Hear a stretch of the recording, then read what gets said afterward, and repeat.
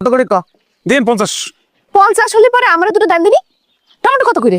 কবির মাংস পানি কিন্তু লেগে যাচ্ছে। ও লাউ তো উনি দরদাম করতেছিল। তো কি হয়েছে?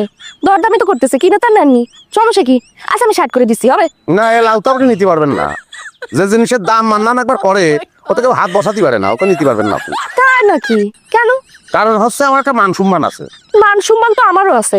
দুনিয়ার সব মান সম্মান আপনি তো একলা কিনে নেননি, তাই না? তাই কবির এই লাউ আমি নেবো 100 করে দিচ্ছি, তুই দিয়ে দে। আমি 200 করে দিচ্ছি, আমার দিয়ে যাও। না আপনি নিতে পারবেন না তো, আপনি কোনোভাবেই নিতে পারবেন না।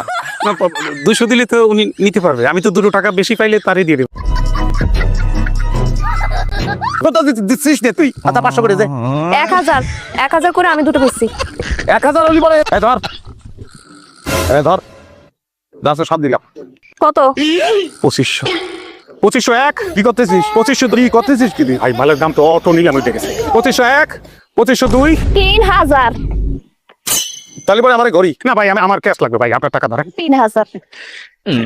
2 3। মান সম্মান মানে তার একারই আছে, আর কারণে তোরে নিলামে তুলবো। সেটাই ভালো হয় ভাই। কফি একটা নিয়ে যান।